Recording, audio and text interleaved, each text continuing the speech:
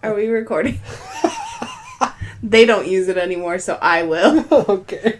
Welcome to Let Me Know That You Know, the podcast. I'm Dustin, aka Mr. Coin Laundry. And I'm Mandy, aka Truly Mandalee. And how was your week? How are you? It was okay. At the time of recording this, tomorrow is your birthday. It is. And I am not working tomorrow, and I couldn't be happier. You turning 29. How do you feel? Did that answer you? I sure did. Well, at least you'll still be in your 20s. I'm turning 30 this year. Yep. I'm old. But as soon as you do, it's only a matter of months before it's my turn. It doesn't stop you from calling me old every time. I'm only a few months older than you. Right. Rude ass. I have to cling on to the little things, you know? Let's just jump right on into it. Are we just going to steal everybody's catchphrases? Let's just jump into it. Eventually we'll come up with our own, I guess. Well, one of them is not being used, so. My catchphrase is, I love you, Robert Pattinson. That is your catchphrase. I have a list. You have a list. I have a very baby small list. You have lots of thoughts. Well, I just, I like to come prepared. I mean, thanks. This will be very brief. The original Shaman King is getting a Blu-ray release. I'm so happy to see love shine down upon Shaman King. Are you okay? One of the best manga series and anime series I have ever seen in my life. And I don't want to hear anyone come for me for that. Fuck you. It's a matter of opinion.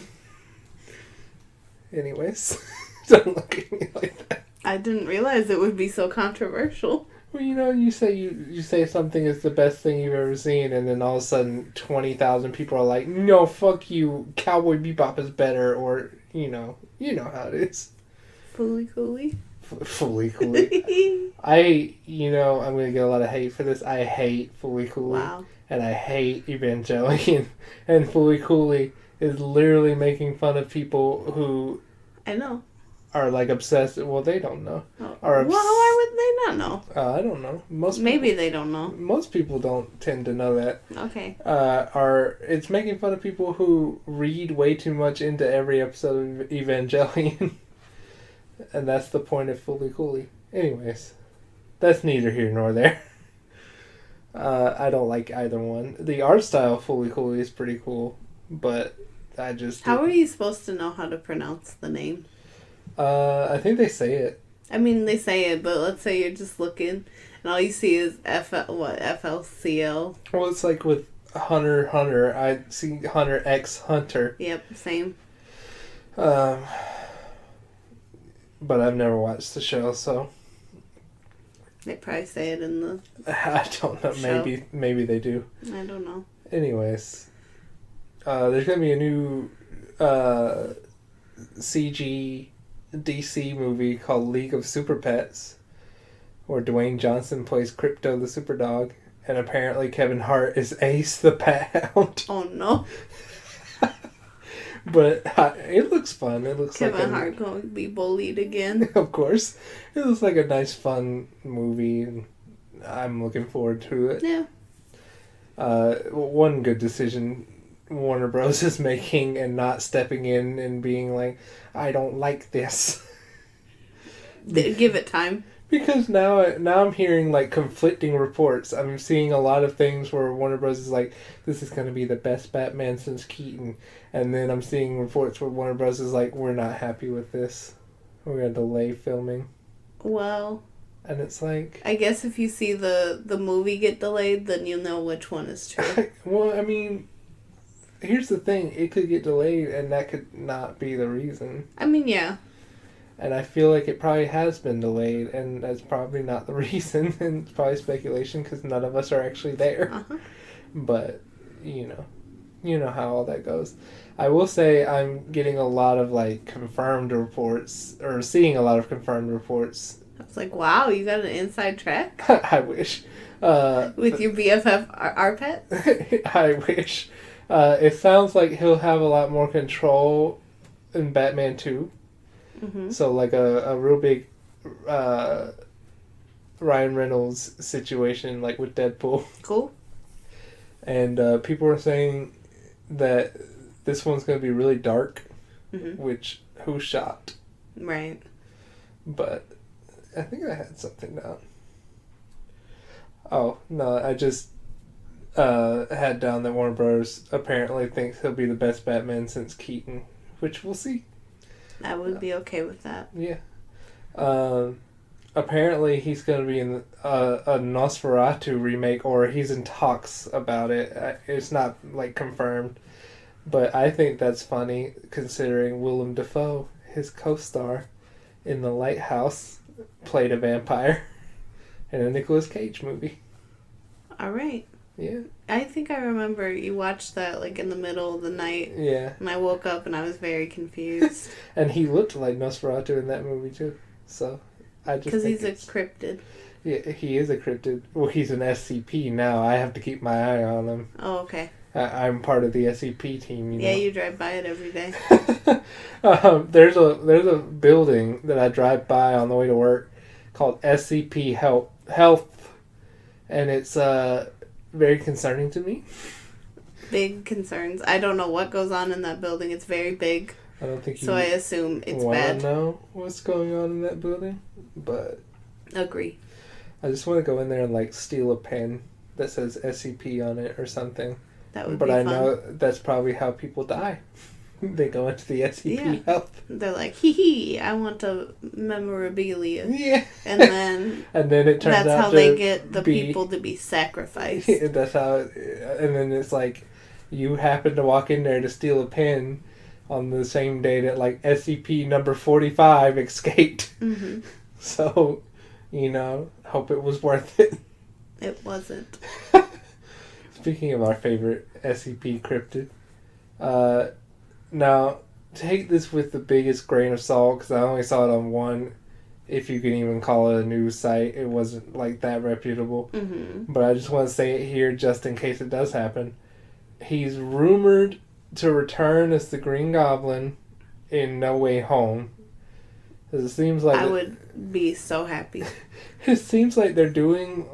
I mean, just from, like, rumors and speculation and everything, it seems like they're doing, like, a multiverse kind of thing. Cause like, no, they are. Okay, well... That's for sure. Because, like, we know for a fact that they're bringing back the Netflix Daredevil to be in the movie. Uh-huh. Yeah, it's like a multiverse thing. And I heard Ryan Reynolds wants to be in it as Deadpool. I want Ryan Reynolds to be in it. I also heard that Tom Holland wants him to be in it as Deadpool as well. Well, let it happen. But Willem Dafoe, in keeping up with him and paying attention to him since he's an SCP and it's my job, I discovered they're releasing a movie that he's in called Siberia, so that'll be interesting. And he reunited with the Lighthouse director Robert Eggers to make a Viking revenge epic called The Northman, so keep an eye out for that. I just love that you, as his SCP watcher, are promoting his projects. I didn't know that was part of your job. This is how we keep the SCP calm and docile.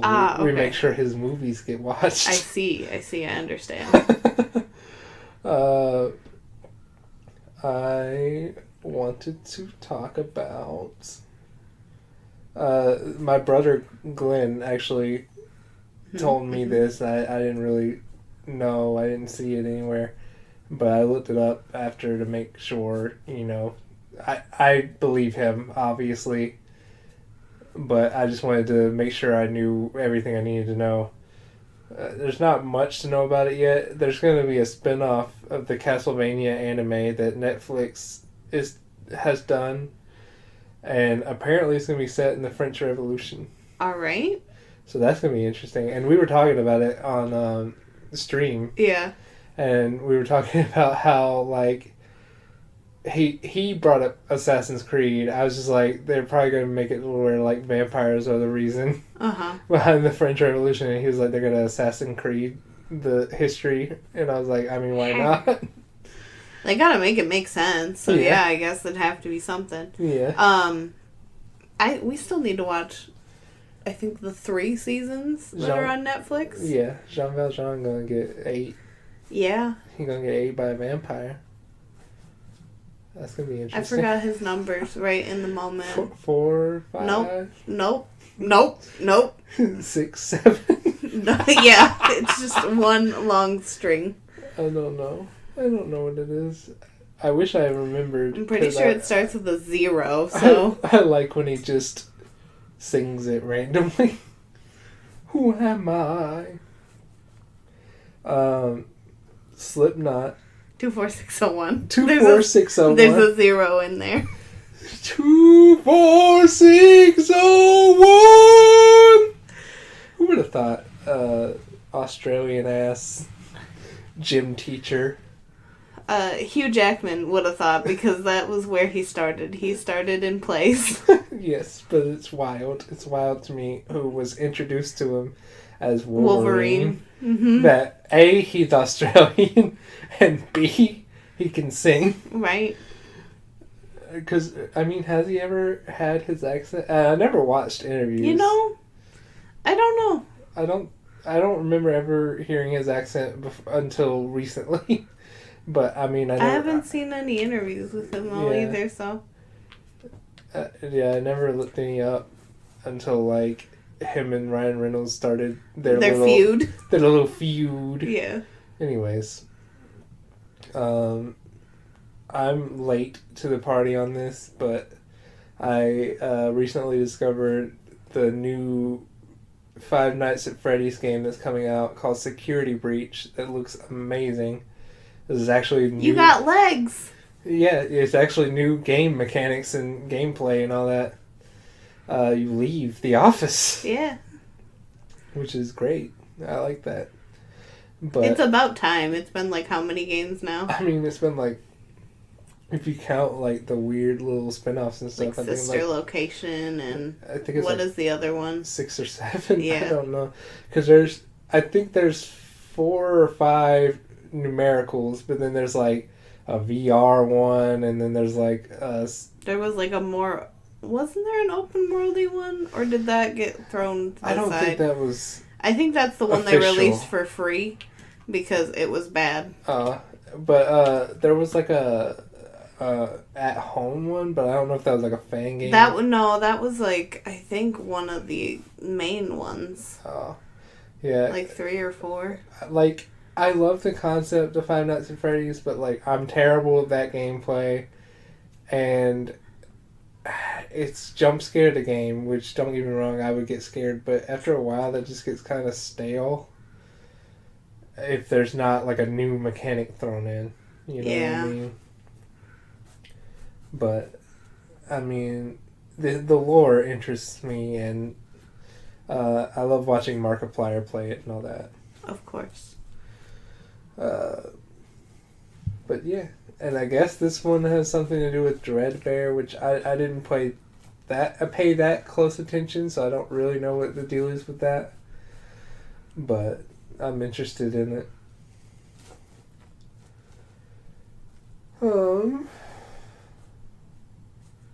Did you have anything you wanted to bring up before we got into the tea? No, that was my big discussion. Hold on, before we get into that, I want to bring up,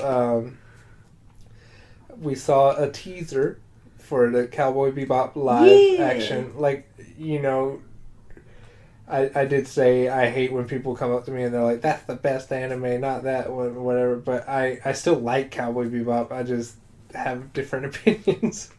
Anyways, I think John Cho looks amazing. Yes. As Spike, and I'm excited to see it. It's gonna be dope. Yes. I can feel it. Don't disappoint me now. Netflix, if you're listening. First of all, hi. I would like a job. Second of all, don't disappoint me. You heard? You heard? I guess we can talk about E3 briefly since we didn't watch that much of it. Yeah. Ubisoft has a good, like, extreme sports kind of game coming out that looks dope. Yeah, that's pretty much all I was interested in from Ubisoft. Yep. Like, Mario and the Rabbids 2 was kind of interesting because I did like the first one. But I'm disappointed in everything else. And there's not going to be a new Rayman, and I'm sure I'm alone in that. I like the Rayman games. Yeah. Xbox. You want to talk about Xbox? Xbox was Bethesda. So disappointing. I don't want to hear any Xbox fanboys coming out and yelling at me over this. It was disappointing. It was the same stuff from last E3. And then they didn't show anything or mention anything really on Elder Scrolls 6. They just said the words Elder Scrolls 6, and I was looking at the live chat, and everyone's like losing their mind. They're like, he said it! He said Elder Scrolls 6! And I'm like, okay, and? They haven't released anything. and like, a lot of the stuff was just rehashed from last E3, and like, nothing was really... It would have been nice to see more, like, fleshed out. Yeah. Either trailers or a little more gameplay.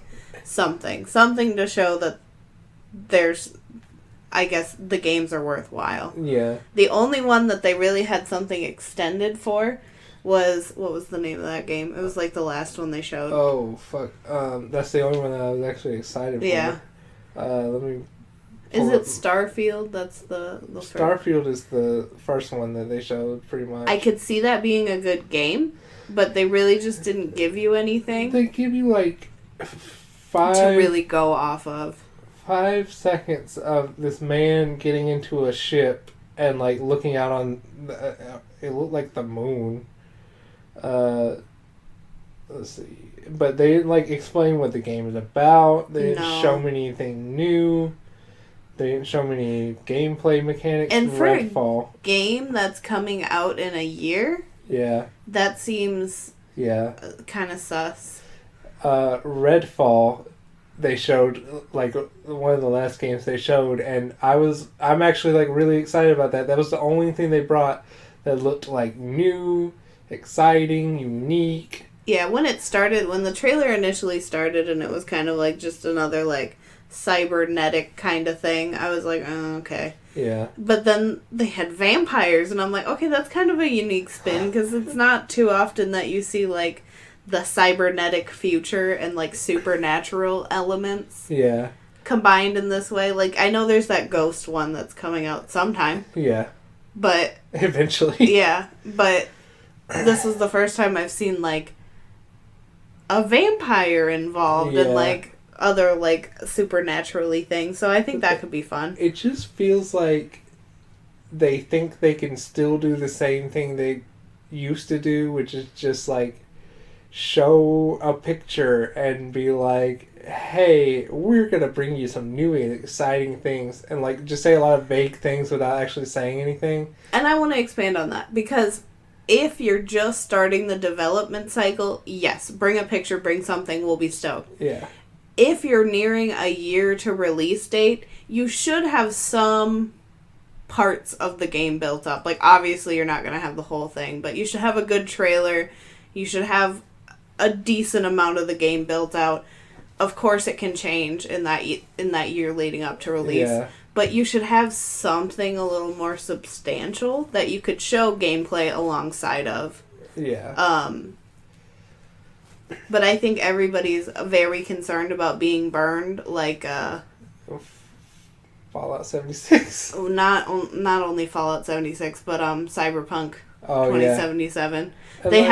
They were so upfront with everything, and then when it all went to hell when the release happened, they got burned real bad. And so I think now they're, like, a little too reserved, and they need to find that happy medium. Yeah. And, like, Fallout 76... I mean, it ended up being good. Like, they fixed a lot of the things that they should have fixed in the beginning. Right. But I feel like everyone's forgetting the beginning of the whole thing where, like, they doxed everyone and, like, gave everyone not what they promised and tried to charge, like, $100 or something like that for not that much time or something like that. I can't remember really, but I just remember it was, like, a shit show. Yeah. But, I mean, they showed an expansion thing for Elder Scrolls Online, which I'm not surprised, but they already showed that like 2 days ago before E3 online. Mm-hmm. And I mean, everything just, it was not anything really new. They showed Psychonauts 2, which is cool, and they showed an expansion to a game that was also already released, but the trailer was like entertaining and funny and everything. And it had like an arachnophobia mode where it made the spider into this like toy or something. Yeah, like Grounded. Was that one? Yeah, it was called Grounded. Oh, another thing about that Starfield thing, I don't know if you noticed, but it made me really concerned. You said that they said it's only like a year out. Uh-huh. Did you look at the mech when it was walking? Uh-uh. It was like really janky, and it kind of like lagged a little bit. That's not good. I was like, you know. That's not a good brag of your engine. Your trailer should be... Yeah. Like, solid. And then, like, the re-release of Diablo 2, which, like, cool, I'm excited. But you put that in the middle of everything that has already been announced, like, 2 years ago. Already been shown, like, 2 years ago. Nothing was really new except for Redfall. I just was super disappointed the whole time. Yeah, and I think it's more so that it feels like you didn't see a ton of progress. Yeah. From what they showed. I'm like, I wonder how Microsoft is feeling, because how much money did they spend to acquire Bethesda? Yeah. But I feel like they should know at this point, and, you know, at this point in their studio, Bethesda is not a bust out games year after year studio. You know what I mean? Yeah. Or at least for the same IPs year after year. It takes years between their releases. Yeah. Like, how long was it between Fallout 3 and Fallout 4? Well, actually, I don't think that was that long. I think it was like a year or two. Really? I don't think so. Hold on. Fallout 3 came out on the 360. Hold on. I mean, yeah, you're right. But, hold on. I feel like it felt like it wasn't that long. I don't know why. 2008. Jesus Christ. Never mind. Yeah, I feel like it had to be a while. Maybe just because Skyrim came out in between 2015. Okay. Yeah. Well, yeah. So, I mean, Xbox had to know that going in. Yes, they have multiple IPs that they're releasing games for, but, I mean, not every fan of that studio is going to want to play every IP of that studio. And it's like, Alan was talking about how they were working on Doom. Mm-hmm. And I was like, yeah, I didn't even think about that. And it's like, Doom was cool. I wasn't as into the sequel as everyone else seemed to be. I like it. It's cool, but I just wasn't as hyped. But then at the same time, it's like, I kind of would rather have had a new Elder Scrolls or a new Fallout by now. Right. But now they've added on, what would this be, a fourth? Yeah, well, maybe a fifth. Because I think they have other things too. They definitely do, but let's say they plan on making, which we don't know, Starfield, like a multiple release IP. Like another... Yeah. I mean... Then they'll have 4 games to cycle through.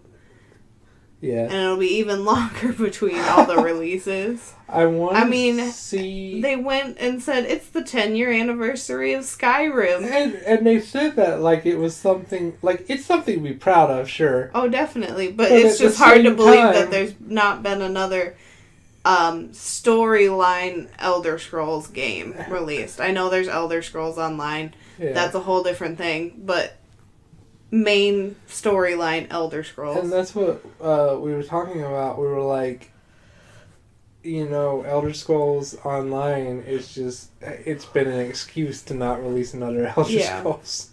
And, it's fine. Of course it's fine that it's, like, a thing. But they have to also remember, just because people like Elder Scrolls doesn't mean they like MMOs. Yeah. And then they showed Halo, obviously. Like, of course, it's their thing. I just wish they would... And I wish this on every game developer, but they're even more gonna, like, shy away from this now that Cyberpunk 77 was such a massive flop. I wish more game developers would take a fucking chance and do something new. But I mean, was Cyberpunk 2077 really that much of a risk? Because I mean, it was a sequel to another game. Was it? Yeah. There was already a Cyberpunk game out. Oh, well, none of us knew that. It's because it had been like a long time. Well. Between the two. Now I'm even more disappointed in that game. Jesus. I thought it was something new. No. Oh, sorry. That's bullshit. I don't know, man. I'm sorry, I just ruined your whole day. No. Bethesda ruined my day. It's just disappointing. The whole Xbox thing was disappointing. And then the guy, I forget his name because I'm not like a hyper Xbox fanboy. Which I like Xbox. It's been easier to stream from it and stuff. And I used to be the one who had the 360 instead of the PS3. And then I got a PS3 and I'm like, oh. Anyways, I won't say anything else further than that. But... why? No, I will say it. I am a Sony person. I have always been a Sony person. I don't think the console wars are a thing. I think people have preferences. Yeah. And it doesn't need to be life or death. I mean, here's the thing. This is... Okay. This is children, little brothers of the big brothers who had the actual console war and had that because none of our families could afford both. All y'all motherfuckers are going to sit there and tell me that y'all don't have both Xbox and PlayStation. Well, I believe there's people out there that don't have both. Sure. I don't know, man. I just don't think there's really that much of a console war anymore, especially since everything is shared. There's not that many exclusives anymore. No, and most of them fall to Sony when there is. Yeah. I just don't get the console war anymore. Back then we had... Every game was different. Yeah, we were talking about this yesterday, actually, because I'm like, I do not miss the days when you bought The Lion King, and the one on the Genesis was different than the one on the Super Nintendo. Yeah. And, all those Disney games from back then. There was a company that developed them for Sega, and there was a company that developed them from Nintendo. Now, they were similar, but different gameplay. Okay, so, listen... Virgin, who's heard of Virgin and who still hears Virgin doing anything, was the one who did it for Sega, unfortunately. And Capcom, which who knows what fucking company that is, did all the Nintendo ones. Now, obviously, we know Virgin was the bigger company. Except, didn't Virgin do the one for the Lion King one though too? But it was still different. Yeah, but Virgin did. No, was it? The Lion King was the only one that was the same. Really? Yeah. I swear there were different aspects to it, though. It was the only one that was the same. Huh. Is it Aladdin I'm thinking of? Yes, Aladdin. Aladdin in the Sega Genesis had a sword. And, different... What the hell is that bullshit? Gameplay. I don't know, because I don't remember a point in the movie where Aladdin had a sword. And he went, ha ha ha! Die! I don't know. I mean, not to shit on anyone, not to shit on, people have their preferences and stuff, but it's just not the same console war as what we went through in the... No, people would have, fits about it. Yeah. And, the situation with Sega and Nintendo was everything was different. So it wasn't like... now if it's a multi-platform game, like, you get the same game. It wasn't like... gosh, I'm trying to think of something. I mean, just most of the games were exclusive. There weren't a lot of shared games. You could go play Tonic Trouble on your 64, but I don't think it ever came out for the Dreamcast or anything. What are you playing? Tonic Trouble. It was a platform, a 3D platform. Why are you playing it? It was good. It was a good game. Okay.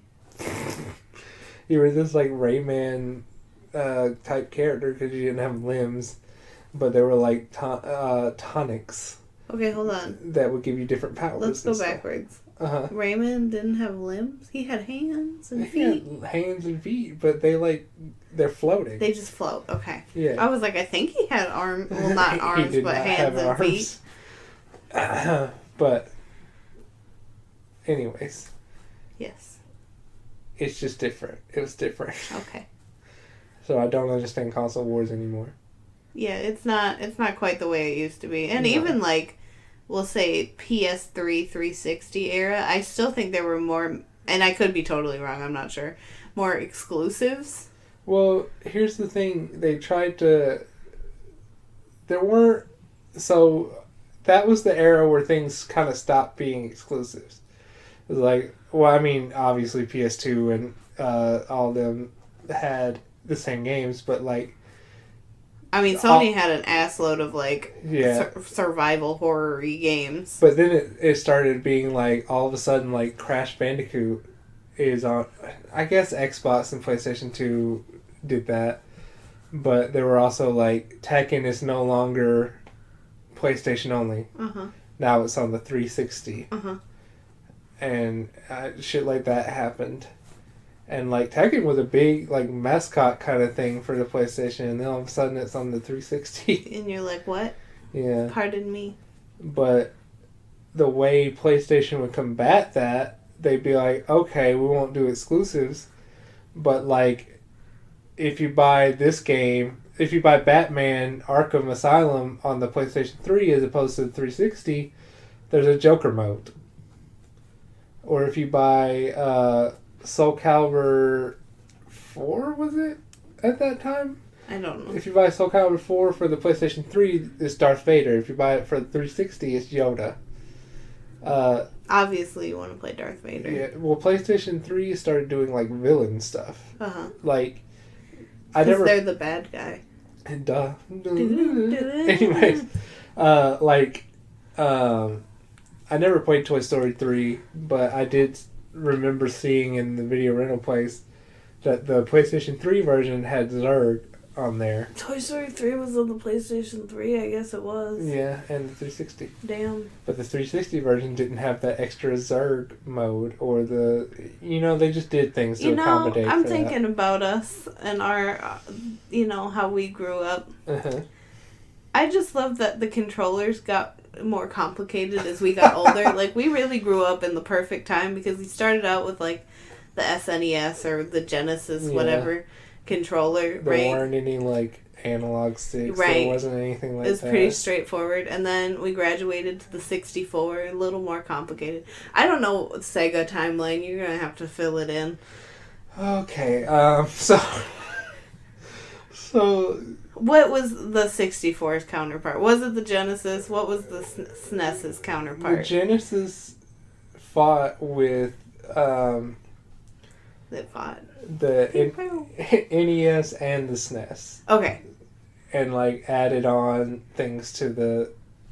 And, like, had Sega CD add-ons to the Genesis and stuff like that. But then, like, I mean, Sega tried to do a lot of... Dreamcast. Yeah. Was the 64. Well, Dreamcast was the last thing Sega did. Right. But they had, like, a Saturn 64. Around the beginning parts of the 64 and stuff. Okay. The Saturn came out... How did they release... I guess because they didn't really have another one between the NES and the... You're going to get me heated here. So, here's what happened. What happened was... So, Genesis was, like... against NES and SNES and like just kind of continuing on or whatever. And then they released the Saturn, which was a good console. I miss my Saturn. I missed the games I had for my Saturn, but I was like really upset because at the time I didn't do a lot of online shopping. I didn't really have a card to do that and all that. And I only had 2 games for it. And neither one of them were like the big Saturn games. They were like, this is a racing game. This is the first racing game where you can play 2 players on 3D. And choose between 4 cars. Stuff like that. Wow. Anyways. 4? 4 cars and 5 different levels. Anyways, and I had like... I had one other game. I can't remember what it was, but it wasn't like anything fun. And I lived in Albany, which wasn't like a big game store town at the time. At the time I had my Saturn, which was way after everyone else had their Saturn, GameStop was around. And so I was just like, okay, I have this Saturn, it's just paperweight because I don't want to sit here and play this racing game and I have no idea how to get a Nights into Dreams copy or anything like that, so I sold it. So it wasn't just sitting there collecting dust. But some new guy came in to be the head of Sega of America. Okay. And like Saturn was developing some really interesting, cool games. Uh-huh. And he went, stop. Okay. He was like, Saturn is not our future. All right. While they're in the middle of developing games. That's gonna really knock him back. He stepped in there and went, Saturn is not our future. And the Dreamcast wasn't ready. Uh-huh. And so they released the Dreamcast early. Uh-huh. And then all the consoles were crashing and burning and all that. Uh-oh. And so they had to re-release the Dreamcast, which set them back even further. Like, you got all these games that stopped development, costing a lot of money, and then you released a console that wasn't ready, and, like, it was just a shit show, and that's why Sega is not around. The way it used to be. Yeah, on top of the fact that they're the reasons that Sony went and made a PlayStation to further, like, take away the money from them. Yeah. So it just, they cemented their own fate. I just had a thought while you were talking about this. Uh-huh. Okay, shout out in the comments below. What was the store that GameStop knocked out of your town? Mine was Funko Land. Your turn. Mine was Rhinos, and I'll forever be angry and upset. I know, Funko Land was so dope. I love them. Rhinos, you could buy, like, that's where I got my Shaun of the Dead DVD. Uh-huh. And, like, you could still buy, like, Genesis games and stuff, and I'm pretty sure that's where I got my Saturn. And, like, then GameStop bought it up, and then I couldn't get any Saturn games. Yep. And they had, like, PlayStation 1 games still, and, like, all the retro games on top of the new games, and they were great. Mm-hmm, mm-hmm. And then GameStop came through, and... When you only can really get the current generation and one generation back, and that's it. And I hate GameStop for that, and I will never forgive them. I will never forgive Back to GameStop. Controllers. Okay, so the Dreamcast. Yeah. Yeah, pretty equivalent to the 64 controller. Well, right? A little less confusing. Listen, leave the 64 controller alone. It tried its best. But they both had the first appearance of the... Well, Saturn did. Saturn had analog stick. They had, okay. Yeah. Well, anyway, okay. But that got kicked out real quick, yeah. so... And then Dreamcast came in and had an analog stick. Mm-hmm. And Dreamcast had like they're called VMUs, and they're like memory cards that like had little mini games in it and stuff, but like... Was that their answer to the Game Boy? I think if you had to equate it with anything Nintendo, do you remember the little Pikachu thing that people carried around that was basically a Fitbit? It was like a little Pokeball with a screen.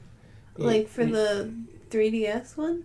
No, it was way back. Oh, there was another one? It was for like Game Boy Color or something like that, and it was like you connected it with something, and you had your Pikachu, and you would walk, and when you walked, Pikachu was walking with you and stuff. No, I don't remember. Well, poo on you. I just remember it was one of the DS or 3DS Pokemon. It came with like a little Pokewalker thing. Oh, yeah. And you could move your Pokemon in the game into the Pokewalker and get like extra experience or some shit.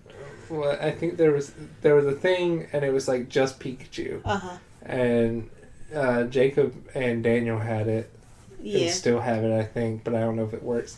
Probably the not. problem, Well, they probably need new batteries, if anything. Well, that was the problem with the VMUs, is it needed batteries. I never had one that had actual full batteries.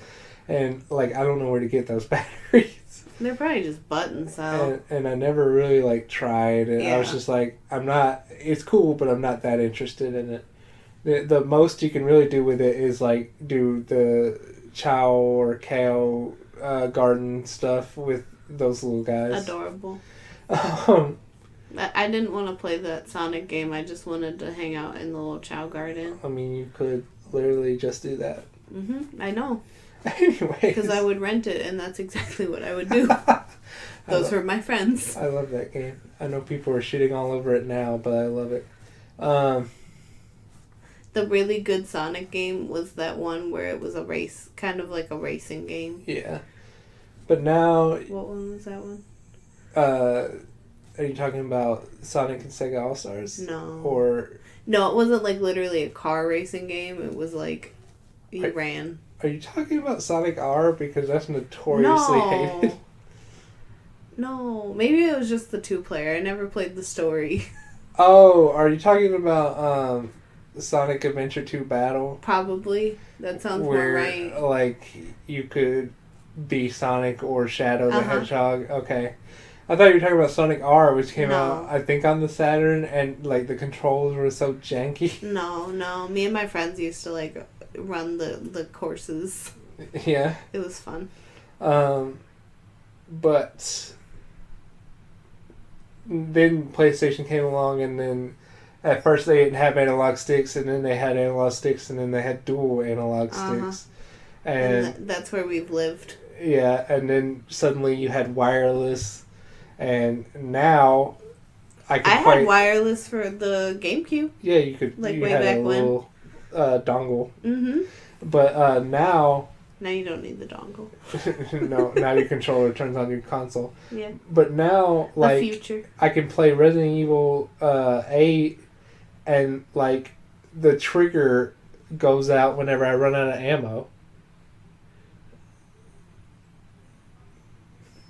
What? I'm sorry, I got a news story on my watch that said Scott Disick is dating a 20-year-old. Have a seat. I don't even know who that is. He's like a 40-year-old man. Fuck. Anyways. Controllers have come a long way. For real. I'm like, we really grew up in the perfect time frame that they just kind of got more complicated as we got older. Yeah. Love that. Yes. Kids today. Sucks for you. Well, kids today just have access to everything. Yeah, I know. We had to struggle. I feel like I would be overwhelmed. I had to play the Dreamcast uphill both ways. What YouTube drama did you want to talk about first? The more recent one or the sadder one? Which is worse? I mean, they're both sad, but... They're both sad. I mean, I think, okay. Basically, my whole life this week has been consumed with the 2 YouTube dramas. And if you follow YouTube, you know what I'm talking about. We have the Gabby and Jesse drama, and then we have the end of Frenemies. Yeah. So, I don't know. Let's start, since there hasn't been any updates with Gabby and Jesse, really, because Gabby went, I'm just going to pretend nothing happened. Oh my god. Yeah. Let's start there. Because Trish just released a video today. And it, like, I won't get into that. And I will try my best. I will try my best to use they, them. If I screw up, I do not mean it out of malice or anything. Same. I genuinely will try my best to use they, them. So the Gabby Jessie thing is like, I already knew Gabby was such a not great person. Right. I used to watch her for sure. I know you did. And it wasn't like really right after she came over to YouTube from Vine. Yeah. It was like later on, and she was like, it was mostly when she was doing her reorganizing stuff, because I just love watching people do that. Yeah. So I was like, I'm in. Show me your reorganization. So I would watch those and kind of skip around and whatever. And then you would watch her music videos, and I was like, I don't like this. Listen. I was like, she's okay. She's not that great. She's not, in my opinion, she's not good. Okay, that's fine. She's not a good singer. I don't like her music. I don't like her songs. And her music videos were all really weird and dramatic. Yeah, well, that fits. That sums her up. Anyways, she gaslit the fuck out of Jessie Smiles. Yes. And yes. Trigger warning, heavy topics. We're going to be talking about some... We'll go with essay topics. We'll just...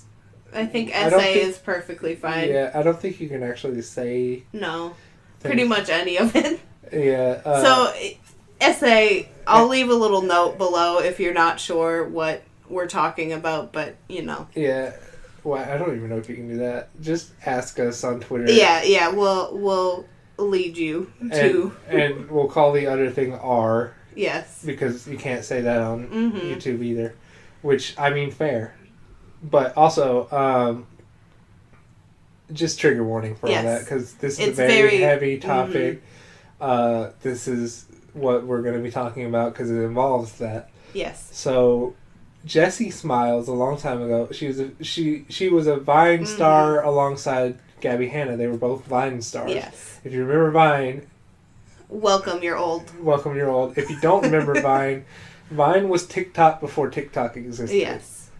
It was literally the same thing. Yeah, except short. I think it was shorter. Maybe? Yeah, it was 6 seconds. 6 seconds, okay. So it was... Which is so crazy, because there's so many, like, iconic Vines... That were just 6 seconds, and they've stayed in my brain. But they just figured out a way to work with that and be funny and everything. And then a lot of those people came over to YouTube when Vine... died, R.I.P.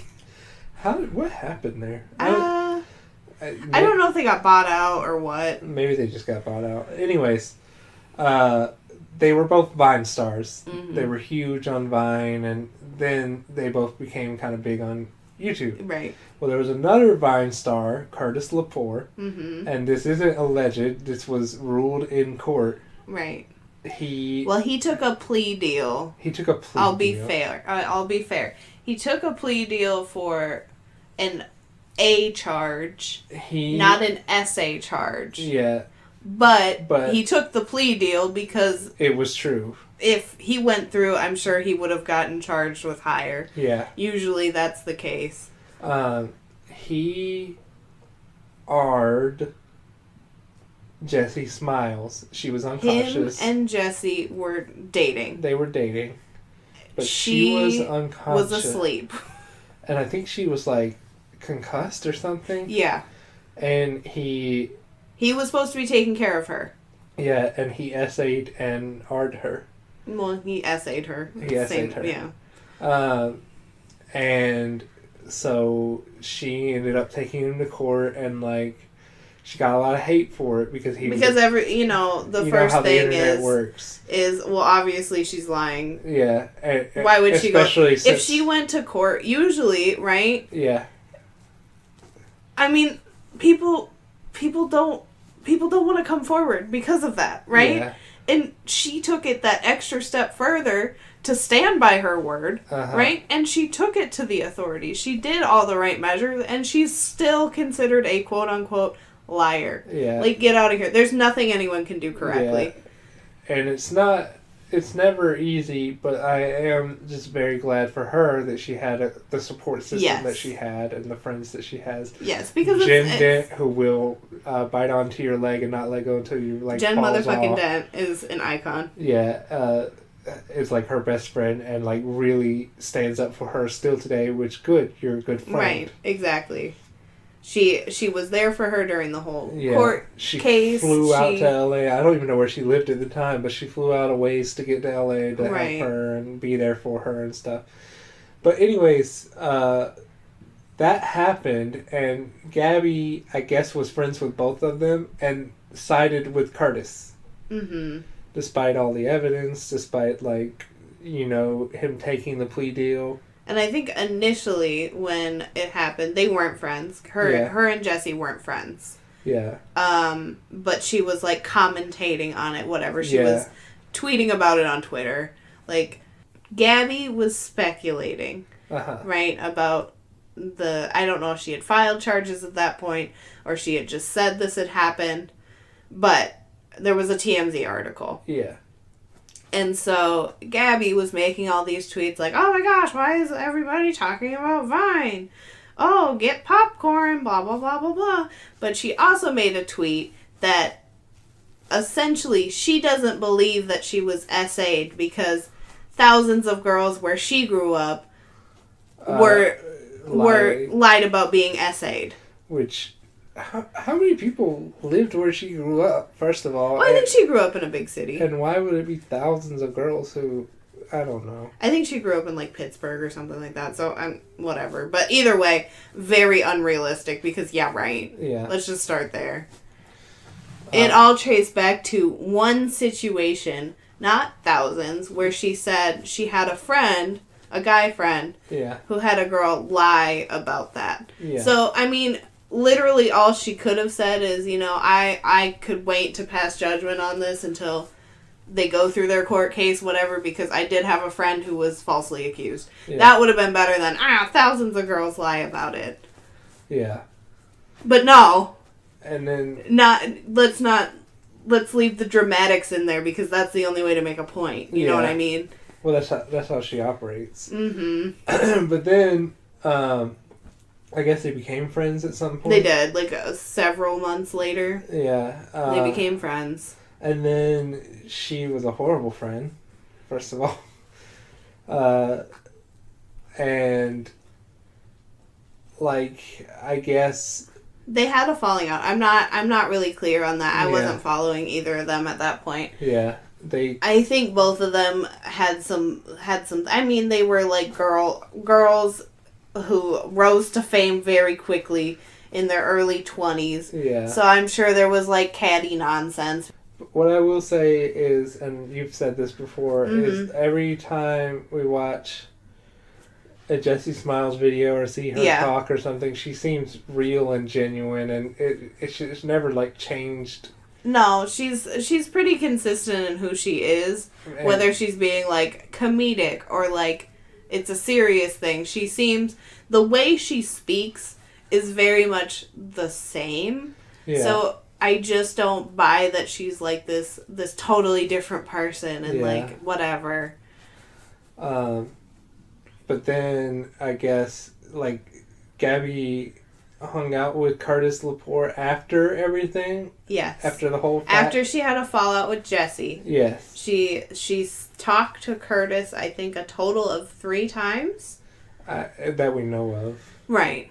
But that's what came out with this phone call that Jesse ended up releasing. Yeah. Was that there were 3 instances where Gabby spoke face to face with him or over the phone, whatever. And she consistently gaslit Jesse about the whole thing.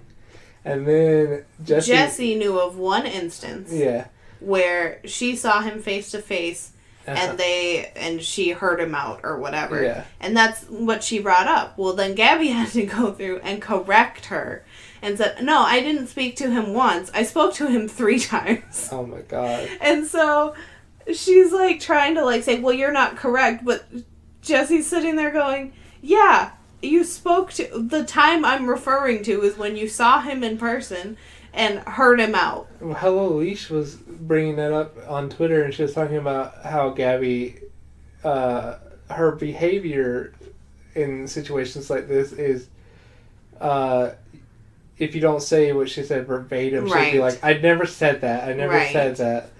And it's like, most people will be like, you know, you said this, I'm trying to think of a good example. Like, you said you were going to take the car to get a car wash or something, and it's like if you had actually said, I'm going to take the car and get a car wash and gas it up.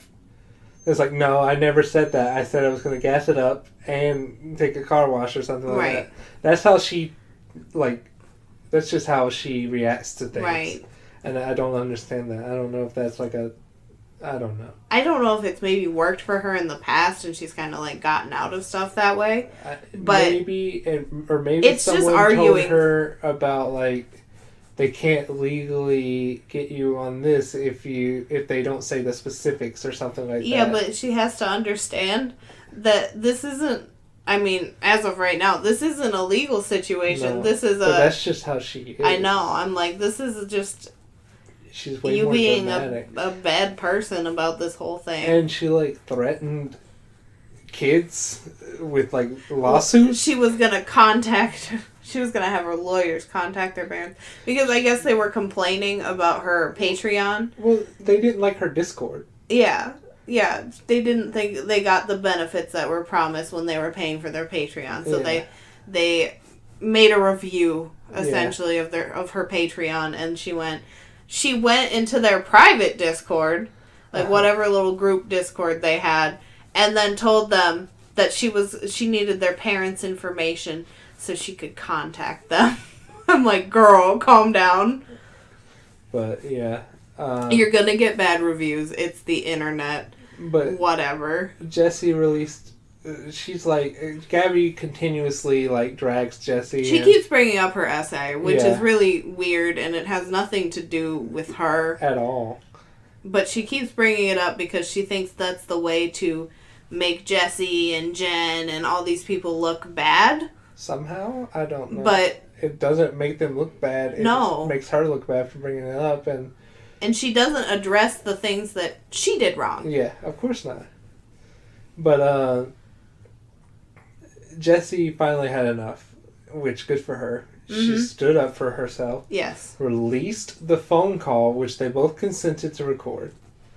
Released the phone call for everyone to see what really went down between her and Gabby. And it just makes Gabby look worse than she already does.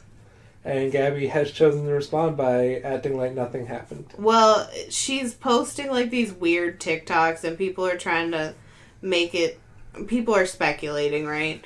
That she's just doing it. So she's like, I'm just not well. Whatever.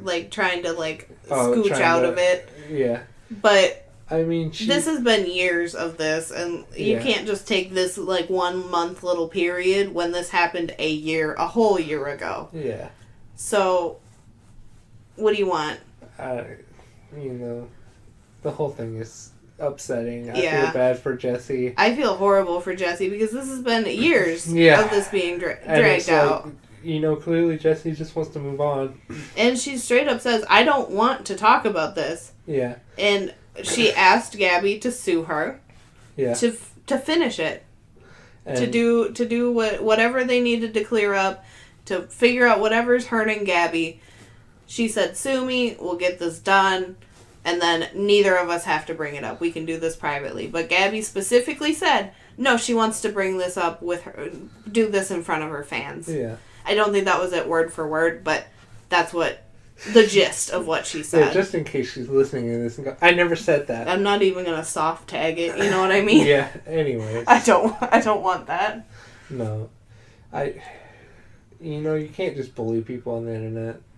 No. And you can't just bully people. But she doesn't see it that way, and that's what's so fascinating to me. She sees it that way. It as retaliation for something that she even started. She's accumulated this But it's gone back and forth so many times. She doesn't remember that she started it. That's genuinely all I have left to believe is that she doesn't remember that she started this. I don't think she cares. That too. She's accumulated this echo chamber of toxicity in fans that are just as toxic as her and are she sends after people and tries to claim she doesn't, but people have gotten... But then they have videos from her Patreon or whatever of her saying, go after these people. If you feel like me. If you feel like it. Yeah. that you should keep spamming these people. But I don't even think she says you should go after them, but you should keep spamming them that, like, well, Gabby didn't do it, blah, blah, blah, blah, blah. Yeah, I know. The same thing as going after them. It is, but only if you feel like it. And if you did that the first time and you saw how your fans treated people, then, okay, stop doing it. Right. But also, she doesn't how care. toxic. She likes it when they do that. How toxic. I'm just thinking about that because that's like your favorite creator going, if you love me, you do this for me. Like, gross. Like, no, don't ever do that. Don't it's ever one do thing that if it was like a what's it called? Like an award. Yeah. Like, retweet this if you love me. Yeah. This is like harass people and try and ruin their lives if you love me. Ew. Yeah, it's horrible. And, you know, good on Jessie Smiles for releasing this and dropping that bomb on everybody. And apparently the call is even worse than, like, the 10 or so minutes that she released. And I'm like, I can imagine. Because the end of it was she threatened Jessie because Jen Dent was going off on Twitter about the whole situation. And she said, you're forcing my hand. Like, ew! This woman is gross. I mean, none of it even had anything to do with her. And I believe, like, word for word, she said, this will hurt you more than it will hurt her. Like, ew, referring to it will hurt Jessie more than it will hurt Jen. She's just not a good person. No, I'm like, that's not... And refuses to show any growth. No. Because I think... before all this, it worked for her, and now it's kind of all falling apart, and she doesn't know what to do, and I think she's just lashing out even more. Yeah. But, like, it didn't work. It's hurting you. Stop it. Yeah. It's just not great. Not a good situation. No. I'm glad Jessie did what she needed to do, because I genuinely do think it was needed. Yeah. To validate... I mean, most people... believed her, right? Yeah. And everything. Because we've seen, like, screenshots of conversations and whatever. Yeah. And we saw Gabby go into a fan's DMs and a minor, if I'm not mistaken, to basically trash talk Jessie and say she's a liar and all this, that, and the other, and gaslight that fan to say the tweet where she said thousands of girls in my town lied about being SA'd. Yeah. Because she couldn't find it because Gabby had deleted it. Yeah. And, like, the archives and stuff don't always save every single tweet, so nobody could find it. But what they did find was the responses to that tweet, and it all clued in that is what she said. Uh-huh. And on that phone call, she finally admitted, yeah, I tweeted it, but I deleted it. Yeah. And, it's just... It sucks. Yeah. It sucks all around. But it's like, you know, I keep seeing all these creators do, like, this fucked up shit and everything. And instead of apologizing or owning up or whatever, they're, like, ignoring it. They either ignore it or they try and do, like, a Uno reverse card. Yeah. And say, but they... But then it's like, you know... I've seen people get called out for shit and then, like, and they ignore it, but they just... Mm-hmm. Like, disappear from social media for a while. Yeah. And then, I mean, none of it's been, like, as heinous as what Gabby does or anything like that. But they, like, disappear from the internet for a while, and then they come back, and it's like everybody forgot or something. Yeah. But... this has been years of the same thing. Yeah. So also, it's not possible, I think, at this point. But also, she's, like... There's a difference between that, and I'm not saying you should do that at all. But I'm saying there's a difference between that and then just posting like nothing's happening. Mm-hmm. Yeah, that's weird. And then she made some tweet, I think, yesterday about, I've got to learn to stop apologizing. Oh my God. And then it was like, to the cleaners that come to clean my house when it's messy. Oh my God, I hate her. Anyways, but I feel like while it's not a good response, just disappearing from the internet for a while is at least an acknowledgement of something happening, but her pretending like nothing is happening. Yeah. But honestly, I feel like people respect people that own their shit and say, you know what, I've been in the wrong. I was in the wrong.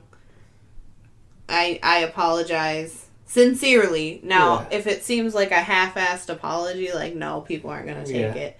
But if you make the apology, even if people don't believe you're genuine at that point, if you think you're genuine, and you follow through with actions that show you were genuine, it's a whole different story. And I feel like for Gabby, it'd be as simple as just leaving Jessie alone. That's all she wants. Yeah. Apologize, leave her alone. But it's also a thing where, like, everyone, the internet is very public. Mm-hmm. Everyone can see you. Mm-hmm.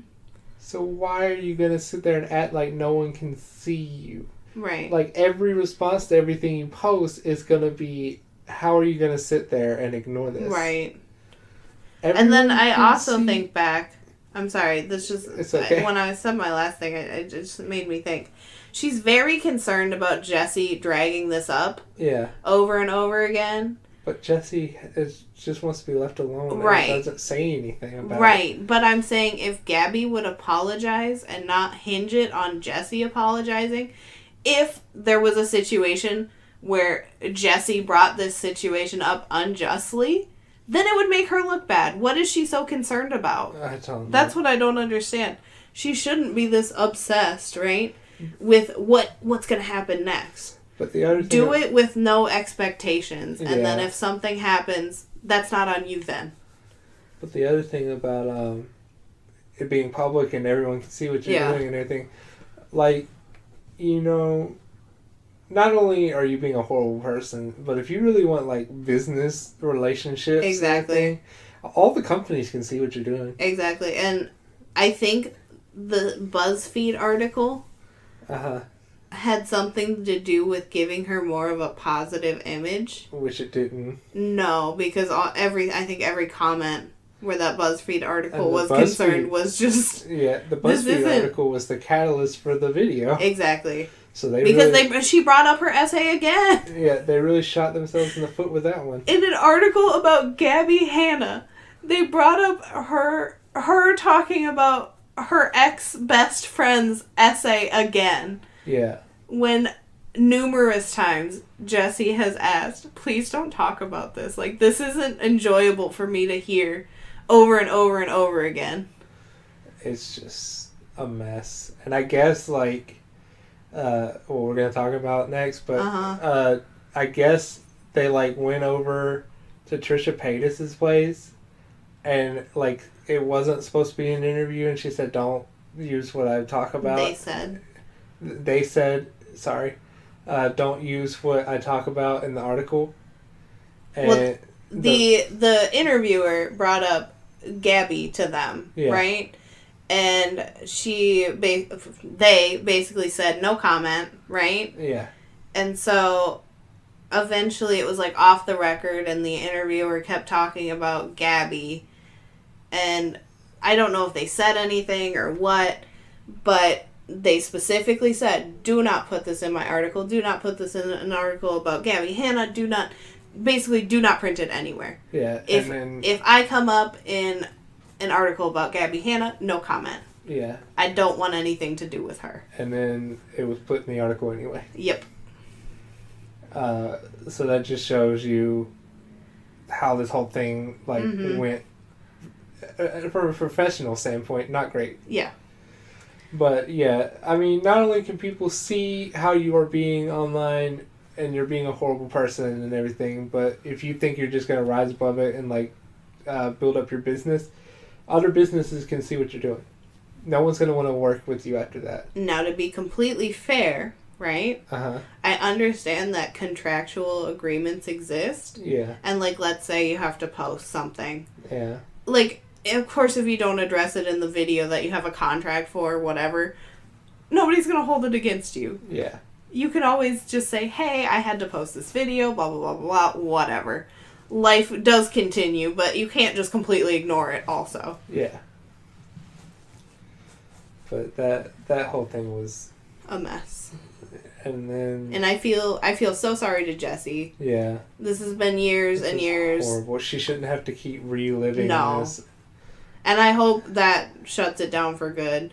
I hope whatever 12-part documentary or whatever Gabby's working on. I hope it never comes out. Because it'll just drudge up this bullshit again. Yeah. And I don't think there'll be anything there. I mean, there won't be anything there, but there's no guarantee that Gabby won't bring it up. Oh, she'll probably bring it up. I don't believe she won't, which is why I hope it never gets released. Yeah. Okay. Yeah. So I think we can switch over to the frenemies drama. Yeah. I'm first off sad. Yeah, the whole thing is very sad. Because, I mean, not only that we're losing frenemies, really. Yeah. Because when it was good, I really enjoyed the show. Yeah. I think they're both very funny. Yeah. But clearly, the work dynamic that they had together was not ideal. Well, I think a lot of the problem stems from, like, I feel like, I mean, both, this is really hard to, like, talk about because it's like neither parties were really 100% in the right. Mm-hmm. And I'm trying to be, like, you know, fair to both. Mm-hmm. But I feel like there were situations where Trisha didn't fully explain how she felt about something, or like didn't fully inquire as to what certain things meant, business wise. Right. And they just didn't really want to deal with it, and so Ethan, knowing how business works because he already has a couple of podcasts outside of Frenemies. Not only that, but he's worked with Elon, Teddy Fresh, and all that, so he understands. He's how been in the business world for quite some time. And he took a lot of it into his own hands because really at the end of the day, Frenemies is under the H3 production, and so it's not like it's its own thing, but it's not really its own thing. It's a third podcast on the H3. And if I were to liken it to another, like, idea, right, or company, I mean, I don't know anything about them, but, like, Barstool Sports, right? Yeah. They have multiple podcasts. Yeah. Under the Barstool Sports, like, productions. Yeah. But they are, at the end of the day, all zipped up to that one company. Yeah. But, so Trisha they were diagnosed with borderline personality disorder, which I won't pretend to really understand that completely, but it seems like it's a little bit of everything. And it's more of a disorder, and again, this is just basically what I've understood when like Trisha's talked about it or other people have talked about it online. I have no expertise. Yeah. But from what I've understood, it's something that you have to essentially train yourself out of versus you could take like medication for it. There's no medication for it. You have to basically retrain your mind and be able to identify your triggers, all of that, and handle it that way versus you just being able to go, okay, I can take a pill to rebalance out my brain, whatever. Yeah. But which Trish is doing. Let me throw that out there. But there's a situation, like, if you haven't followed Frenemies, Trisha has left the podcast twice before the most recent time. So this is the third time. And every time it's come down to, it seems like a miscommunication, like a lack of communication between, originally what they agreed to with the podcast, and B, kind of a confusion of boundaries, really. Yeah. Well, you know, I remember seeing the early episodes, and Trisha just carries around this banner of, if you're a public person, like, everything's fair game. Right. Essentially. And, like, the way they don't understand that not everyone lives the same way that they do. And to be fair, I don't think they want to live that way. And I don't know if that's like kind of a newer thing, right? I don't know, but I don't understand why they are trying to enforce it on everyone else. Right, exactly. That's one thing if you want to live that way, but you can't make everyone else live that way. But they seemed hell-bent on, like, you're hiding things, so you're not open. Mm-hmm. And, like, there are some things that everyone keeps private. And, I mean, I feel like they've seen that more and more as they're working through, like, their own trauma and stuff like that, right? Yeah. That there's some things you're just not ready to discuss. Yeah. And that it doesn't mean you're not open. It just means you haven't healed from your trauma enough to discuss it. Yeah.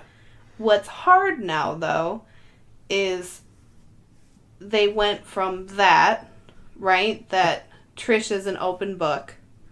And she doesn't really care if you talk about anything because she's... I'm sorry, they don't really care that if you bring up anything because they're an open book. Yeah. To now they're understanding, you know what, I do deserve boundaries. Yeah. Because before, the no boundaries thing seemed... I guess what they said was it's a defense mechanism. Yeah. Right? But now they're understanding, you know what, I do deserve boundaries, which is good. That's good growth, but you have to bring everyone in on it. Yeah, because And I don't think on the show is that time to have those discussions. It seemed like they would make big life decisions or big life changes and everything and just expect everyone to know that they did that. To be on board. But they're... Without nobody else can be on board unless you tell them, obviously. Yeah. And, anyways, when they walked out the first time, it was, I mean, it takes two to tango, obviously. Mm-hmm. But it did seem like, it was a situation of Ethan didn't understand their mental health issues, and he didn't understand how to handle that kind of thing. And it just kind of blew up, but like they weren't in the right either because they sat there calling his wife the C word and like I don't even remember if that was the first time, but that was I don't know. I could be remembering. They're bad parents. Whatever. Yeah, and that they were saying that Ethan and Hila are bad parents, and because they use a nanny. Right, because Hila has been at the Teddy Fresh offices a lot, working more with with that company. Ethan is obviously producing the podcasts. Yeah. So they both have work time, like pretty much every like average family, right? You either have daycare, a nanny, maybe you're lucky enough to have a relative in the area. They really don't. So they have to go to the nanny or daycare services, whatever. That's just life. But they just didn't understand that and claimed that Ethan and Hila were bad parents because they used a nanny, which is ridiculous. Because you can clearly see that Ethan and Hila love Teddy and are not just like pushing him off on a nanny because they don't want to be around him. They have businesses to run and jobs and stuff, and not everyone can just stay at home. And if you can, good for you. Like that's awesome, yeah. But like not everyone can, and that's just the situation that they're in. Mm-hmm. And if that's the way Trish wants to raise her family or their family whenever it comes up, great. Yeah. That's awesome. That's a choice that works for them, which is amazing. Yeah. Right? But if that's not reality for Ethan and Hila, that's fine too. Yeah. They did a lot of like imposing what they wanted on other people. Mm-hmm. And if the other person's choices aren't harming, then it's not really your business at the end of the day. But then after that, they pulled on Dr. Drew, who I don't know Dr. Drew that well. I just know he's like a famous psychiatrist. Is he a psychiatrist? He's a famous... I think he's a psychologist or psychologist is medication. They can prescribe medication. Yes. So maybe psychiatrist. I don't know. But anyways, he is a professional in the mental health field. And he helped and gave Ethan and Trisha the tools to deal with everything and handle everything better. Mm-hmm. And I feel like Ethan did a much better job of handling everything after that. He tried.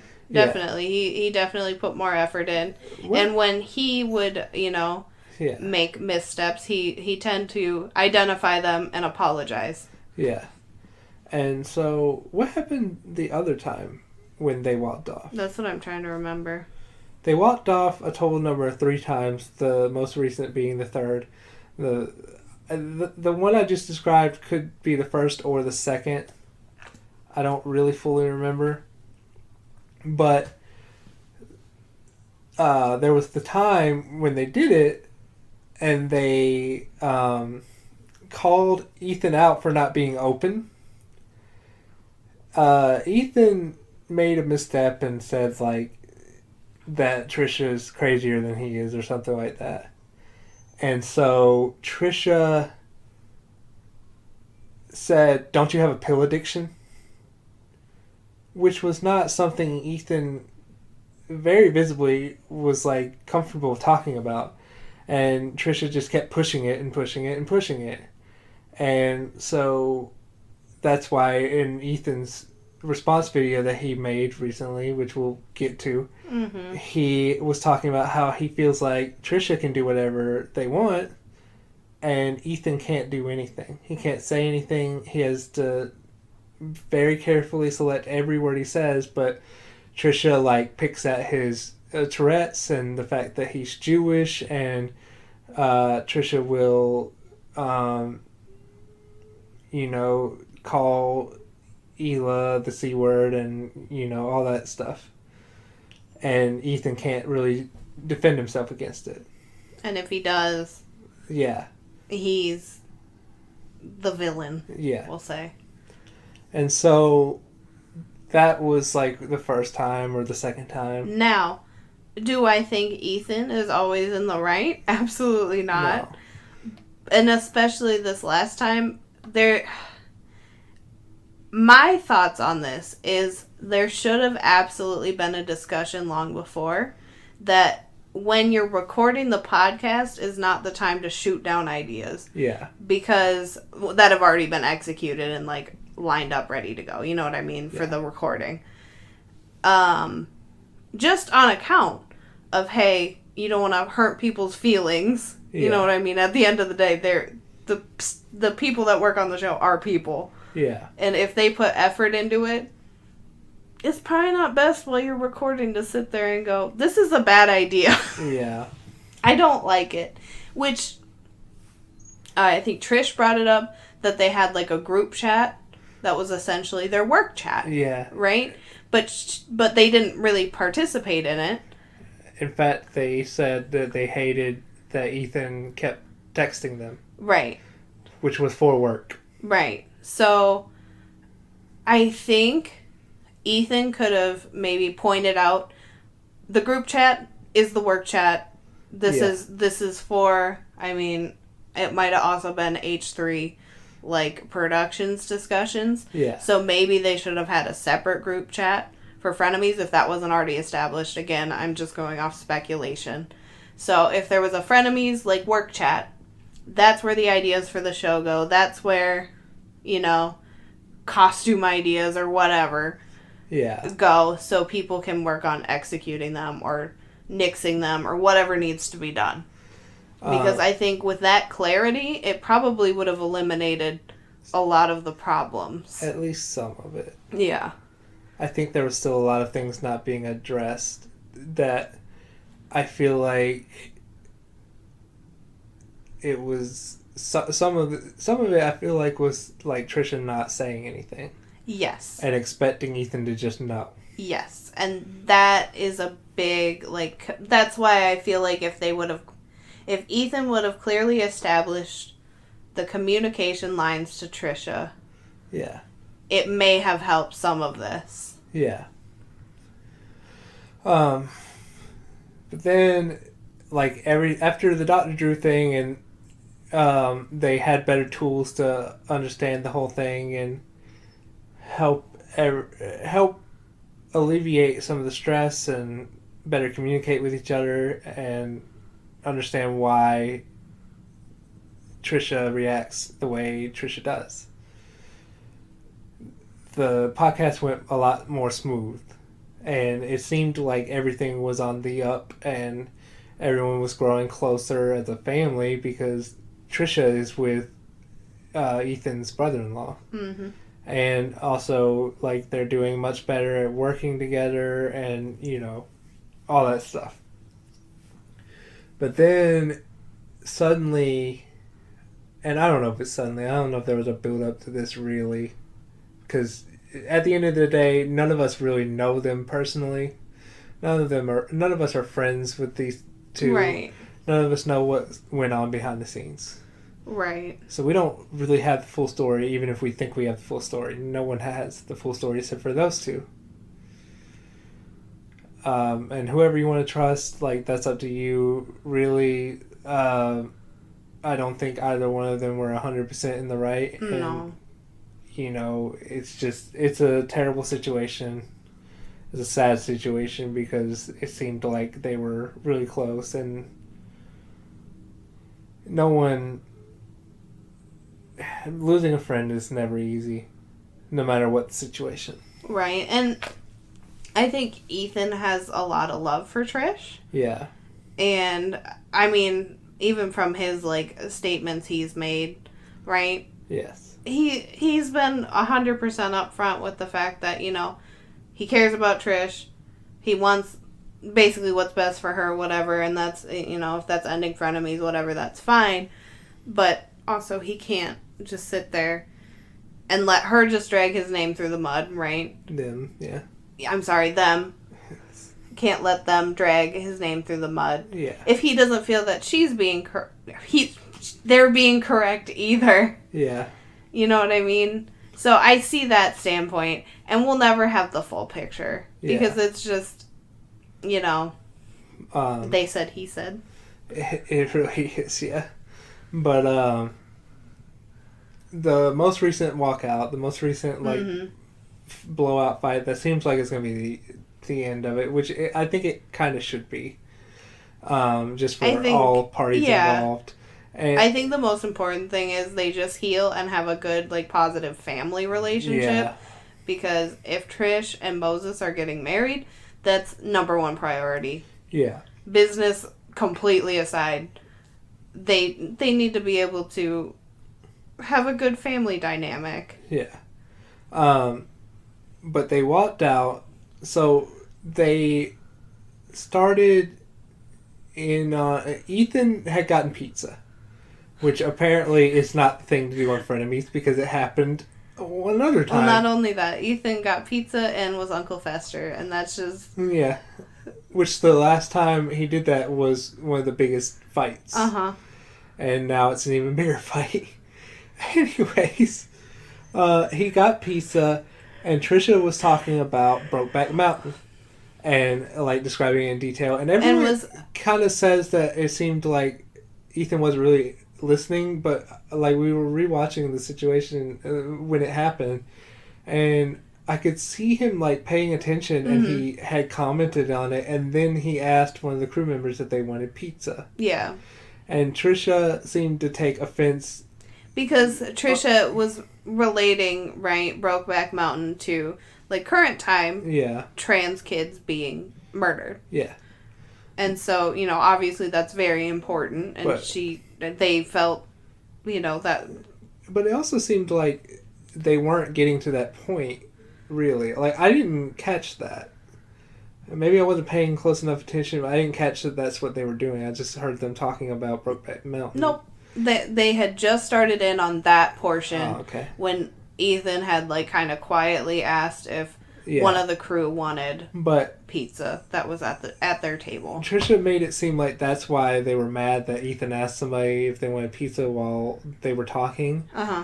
But, I mean, we're learning a lot of things that suggest it was other things that they didn't talk about with Ethan. Yeah, because as they went on, it turned into, well, I thought we were 50-50. Yeah. In, you know, and H3 Productions, essentially. Apparently he had explained that, like, okay, hold on, we're getting a little ahead of ourselves. It seemed they were not happy that Ethan had hired someone who was already working for H3, just doing it pro bono. Mm-hmm. And then Ethan... Well, they were freelancing. And then Ethan had the opportunity to finally hire Sam. And so he took the opportunity to hire Sam for H3, which Frenemies is under, which is why Sam was working on Frenemies alongside H3 as Ethan's employee. And Trisha seemed upset, despite just being the talent of the podcast, one of the co-hosts of the podcast, not a partner of H3. Right. They were a co-host of Frenemies. They were upset that they didn't have any hiring or firing abilities. Yeah, I think it was primarily hiring, but yeah. And I don't understand that. Because, like you pointed out, imagine being an actor going onto the set. With no producing whatever credits on the set. And saying, hey, we're going to fire all these people. We're going to replace them with my people. Right. And my struggle is, and I think this is where the confusion lies. Trisha sees that their 45% portion of the revenue from the podcast is not, I mean, it has to do with, like, that's what they get paid, right?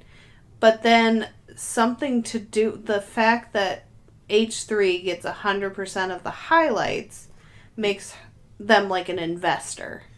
But that's not the case. Isn't how that works. No. And I didn't understand the highlights. You were explaining this to me. Yeah, I wasn't 100% sure what all of this meant, because I'm not up.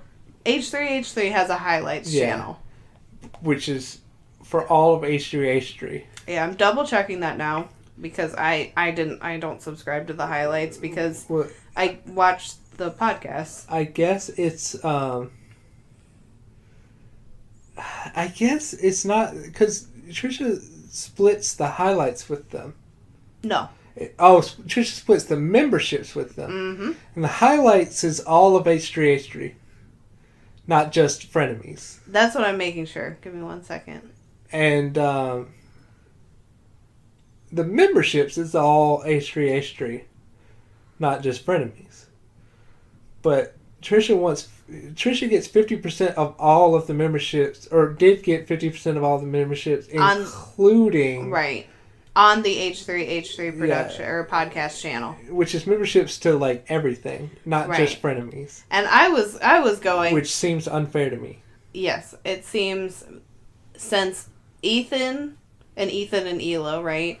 Yes. Do 2 of the 3 podcasts on the channel. Yes. If there was any discussion about splitting membership money, it should be a third, 2/3, right? Because a third for the Frenemies podcast, 2/3 for Off the Rails and After Dark. Trisha doesn't seem to understand that memberships includes all of H3. Well, I don't know that that's the case. I think what they think is that because Frenemies brought up viewers, that they deserve more. That doesn't make any sense to me. Yeah, I mean, honestly, for, like, industry standpoint, Trisha got a pretty sweet the deal is very good. So Trisha gets 45% of the podcast revenue. The podcast, which includes any 45% of any I had the word viewership and all. No.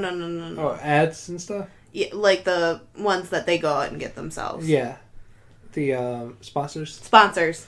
Yes. So 45% of, like, the AdSense, and then 45% of the sponsors. Yeah. All of it.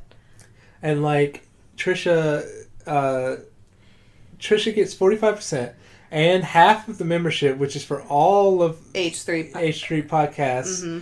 which is more than just Frenemies and H3. Ethan also has Off the Rails, mm-hmm. and I think doesn't he have another one, or is it it's just Off the Rails and After Dark that they do? After Dark too, mm-hmm. Which is a whole other thing outside of H3 by itself. Well, I mean, I don't think that there's no like regular H. So it's the Off the Rails, which is just Ethan, and then the most traditional one would be the After Dark. Okay. That's the live. Isn't there like a normal that they just do? Not anymore. Oh, okay. Well, anyways. Because I guess the quote-unquote normal one would have been Off the Rails, but Hila wanted to spend more time in the Teddy Fresh offices. Okay. So she went off that, and that became Off the Rails. Gotcha. Anyways, but Trisha gets did get half of the memberships for all of that. I did want to add, because Ethan said he would take 5% for production costs. Yeah, for production costs. I think they think that is also an investment. It's not. Right. Trisha gets a pretty sweet deal, getting 45%. And half of the memberships which include memberships of podcasts that they have nothing to do with. That's not industry standard. They're not going to get that deal anywhere else if they try. No. And I would like to know when they were doing their podcast with like a network. Yeah. What that structure looked like. I don't know. I don't know if they were, footing the bill. Didn't even pay that close attention to it. I don't know. But anyways, they tried to say that this was never explained, despite they released the text message themselves, showing that it was explained, and acted like it was proof that it wasn't explained. But Ethan said in the text, you get half of the podcast, you get 45% of the podcast revenue, and you get half of the memberships. I take extra 5%. Well, the memberships was later. Yeah. So it wasn't part of that original text message. But anyway. Said, I take 5% extra for production costs. Mm-hmm. And he explained that to them in the text message that they released. Yes. Exclaiming that he didn't explain it. Right. Which I don't understand. Right. And I think it all just comes down to just because he was taking 5% did not mean that they were investing 5%. Yeah. And I think that could have been clarified and made them realize that, no, I don't have any say as far as H3 Productions. Yeah. But on the podcast, they started, dragging that out, and they started talking about how the crew doesn't do anything. And that they don't always have good ideas. Yeah, and that a fan Q&A was stupid, and that the questions were stupid. Insulting the fans. Yeah. Insulting whoever came up with the idea. Mm-hmm. And it just wasn't a good look all around. And then they zeroed in on Ethan and started talking about how this is a lady podcast and you guys don't really do anything, and you rehash everything. Which again, I will give Trish credit here. Yes, they absolutely have rehashed things, but most of the time I like to hear, if they talked about it on After Dark and they bring it up with Trish, right? Yeah. I do like to hear their perspective. So it's not always a big deal to me. Yeah. But if Ethan's harping on something for a while, I could see where that would get annoying. But they also tried to say that all they ever talk about is all we ever talk about is Keemstar and all that stuff. Yeah, but, which isn't true. Trisha sits there and drags out Jason Nash and David Dobrik constantly. So you can't call Ethan out for that and then do the same thing. Because there were definitely at least a couple months where that was primarily what they talked about. And rightfully so. They brought a lot of awareness and some accountability was held, which was great. But then it seemed like and Ethan always went to bat for them whenever they had someone that was they were dealing with something with. But whenever Ethan brought something up, with Keemstar or something, it didn't seem like they brought the same energy to the friendship at all. Right. But anyways, I feel like there's more triggers that aren't being addressed because they're just glossing over it. And there's more things that aren't being addressed because they're just glossing over it. Mm-hmm. Like, they're more upset about something that they're not saying. Yeah. And I don't know what that is, and no one really knows what that is except for them. Right. But it didn't need to happen like this. Yeah, and that's where I go back to, I feel like it would have been good. Yeah. If Ethan just clearly established, and again, I'm talking out of what I know and the information I have. I don't know if he's clearly stated, this is our line of communication for frenemies. All ideas, whatever, need to be discussed through here, and we can hash it out here. And then, you know, I feel like that would have gave them more creative control, and maybe they would have appreciated that more. But, yeah, as it stood, and from what I know, that those discussions seem to be had on the podcast. Yeah. Which was bad and kind of created this bad little blow-up moment. Yeah. The whole thing is sad. Yeah. But then, like, the situation is neither person was in the right. But then it got exacerbated by the fact that Trisha didn't tell Ethan they were quitting. Instead, they posted a video saying they were quitting. So Ethan found out when we all did. Right. And that, 100% fairness, I think Ethan was in the right calling them out on that. Yeah. Because that is not professional. And you go to bed thinking, okay, I've agreed to hiring a producer. This seems to have improved, you know, the situation. Yeah. Great. And then you wake up and find out, oh, Trish posted a video saying they're quitting frenemies. Yeah. And then Trisha went on a Twitter storm about it. And, like, it just puts Ethan in this situation where he can either say something or not say something. Damned if you do, damned if you don't. And then he started out kind of joking about it. Yeah, he made a joke about it because, like, what else can you do in that situation? And I think he said, ultimately, this was my fault for dressing as Uncle Fester and ordering pizza. Yep. And I thought that was hilarious. It was harmless, but of course, because Trish was feeling hurt, yeah, it wasn't you and I saw it as harmless, right? Yeah. But if Trish is already in their feelings and feeling hurt by the whole situation, it's not going to come across as harmless. Yeah. And so I can understand that. And but then it just like escalated from there, and did they make more videos before Ethan made his video? How many videos did they make before he made his? I want to say there was at least 2 before Ethan made his video. I think they made a couple of videos, and then Ethan, and then they apologized on Twitter, which was weird to me a little bit. I was like, why are you not apologizing to them? Right. I think pretty much everybody was in the comments going, just take this privately. Unless they were trying to, like, whatever, shit on them, which doesn't really achieve anything as far as I'm concerned. I think even I left a comment. Yeah. But I tried to be as, like, constructive and go, I understand. This is what I think went wrong. Yeah. Take what you will, like, whatever. But I don't get the point of, like, shitting on people. It's not going to help anything. No, never. And like I said, no one really knows these people. You only know, even if you follow everything they do, you only know 60% of the person. Anyways, they had made a couple videos, and they went on this Twitter storm, and then they, like, randomly apologized, like, that fixed everything, but it doesn't really fix everything, because it's a very emotional situation. And Ethan posted a video defending himself. Yeah, and he was very nice. He didn't even drag Trisha through the mud. No. He just he clarified things that Trisha was trying to say. He said, that's false. I have proof, and I will explain myself.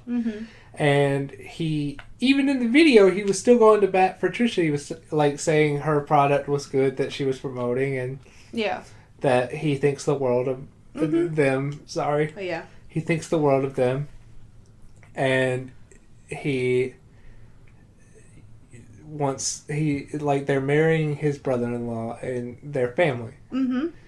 And he said that the highlight of his life will always be, of his career, I should say, will always be making frenemies with Trisha. And he was very kind to Trisha, and he cleared up what he felt he had to clear up, but still had nothing but kind words to say. And he did bring up things that he felt were unfair, which was that Trisha could gnaw at the fact that he had Tourette's and that he was Jewish and talk shit about his family and him, and he really kind of just had to sit there and take it. But if he said one wrong thing, then Trisha walks out. And I do think it's interesting, right? Somebody pointed this out. I was, going through comments and everything. Yeah. And they brought up at, towards the beginning, and even before Frenemies started, whatever, how Trish kept pushing that Ethan wanted to sleep with her or with them, all this stuff. It went on for at least one episode, maybe a few. I'm, trying to go back. And it made Ethan uncomfortable, but, he just went on with it. I think the whole issue is they were very bad at establishing boundaries across the board. Yeah. Because there were both of them pushed each other. Yeah. Right? And so, it does create a very difficult, tightrope to walk. Because you don't know what's actually, a trigger, what's just played up for the show, whatever. You know what I mean? Yeah. So you're just okay, I don't know. Yeah, it's a tough situation, and I feel like I enjoyed Frenemies. I did. But I feel like it's probably also a thing that maybe shouldn't have gone through. Yeah. Because I feel like there was a lot of things... Or just, it shouldn't have been done yet. Yeah. There were a lot of things that should have been worked through first. And, neither person could really see this coming. Right. To be honest. And I think it's still, a thing where Trish is still working through everything with her recent diagnoses and everything, and learning how to cope with, her reactions to things, and their reactions to things and all that. So it's just they're going through a big period of growth. Yeah. Right? And of course they're going to have missteps and all that. But what made it more difficult is those missteps, right, are on a big public stage. Yeah. And so people form opinions about it where, typically, we'll say when most people are working through this stuff, you're not in front of a camera having a meltdown. You know what I mean? It's rough. It's a rough situation. I think maybe Frenemies could have existed at a point later. Yeah. But Trish is still learning about what of her trauma really affects her. Yeah. Or them. I'm sorry. Them. Really affects them. So, with that, right? Mm-hmm. The boundaries aren't going to be as clear yet. Yeah.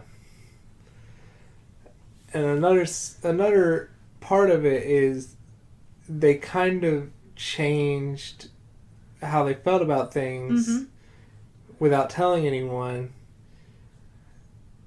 Or that we know of. I'll say that. It just kind of seemed like they would say one thing and then say another later. And then a few months later, they feel differently, which, of course, as humans, totally acceptable.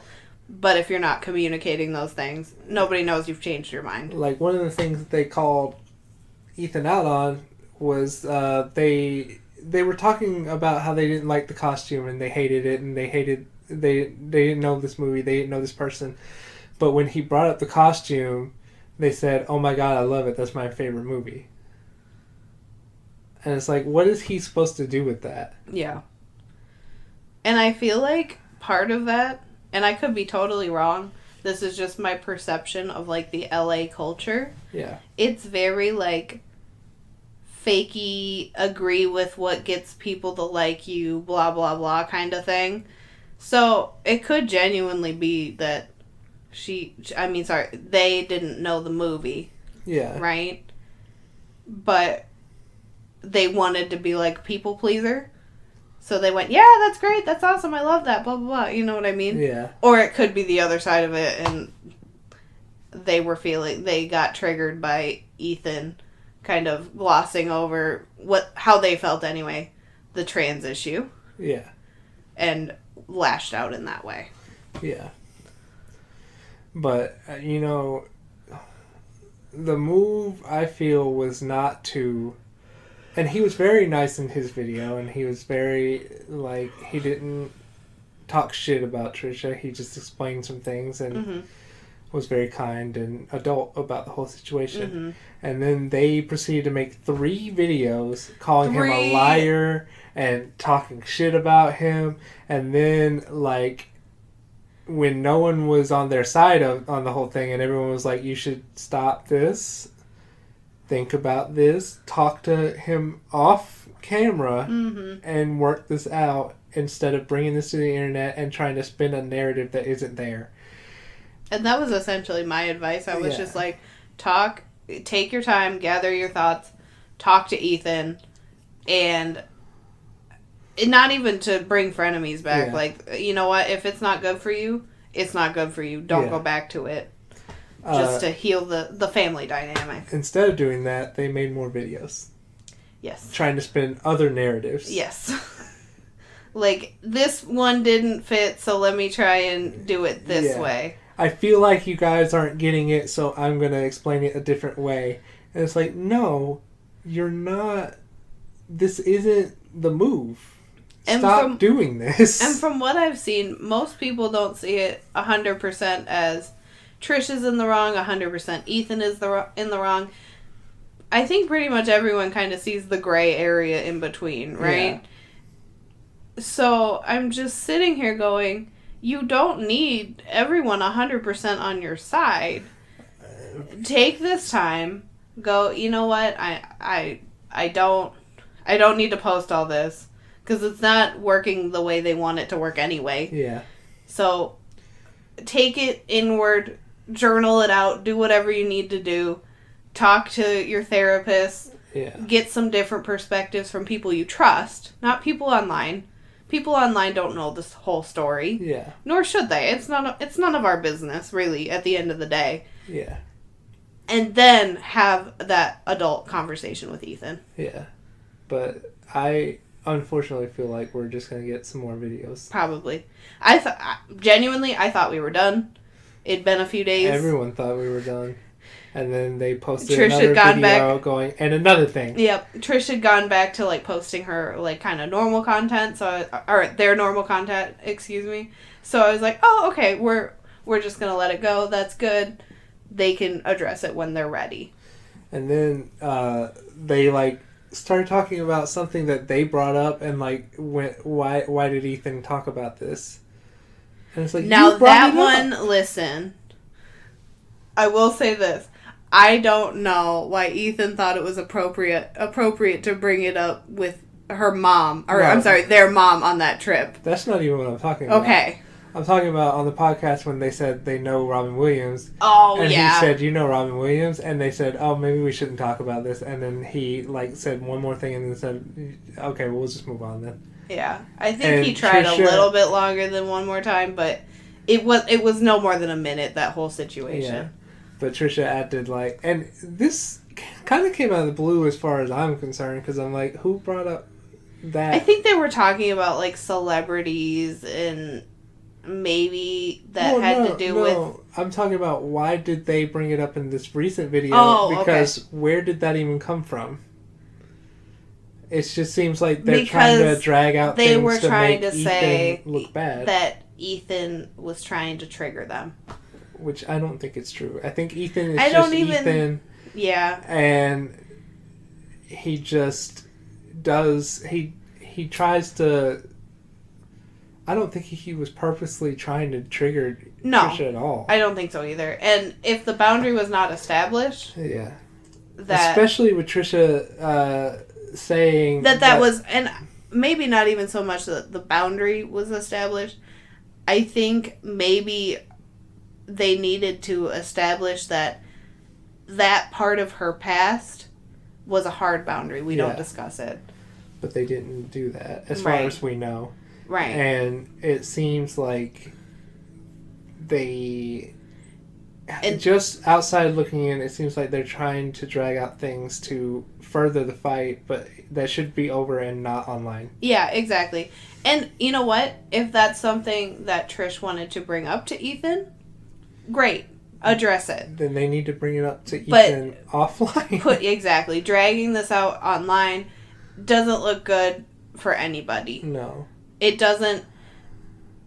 People aren't looking at Trish like, yes, this, you are absolutely correct. Everything was wrong with this. Because I think people do see that the boundaries were kind of wavy, and some days it was okay, other days it wasn't, which, again, they're human. Yeah. That can be true.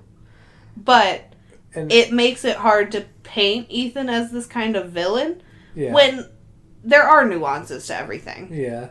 Well, also another thing that kind of rubs me the wrong way is they don't seem to address Ethan's feelings, or like they seem to just brush off Ethan's feelings and how Ethan feels about the whole thing, like his depression and all that. Mm-hmm. They just act like they're the only ones with the mental health problems. Right. And I lived this. I had this in my life. I had someone in my life who had mental health issues, and whenever I brought up mine, I do wonder if matter. They had similar. I feel like they what must Trish has. I feel like they must have. Because their behavior is very similar.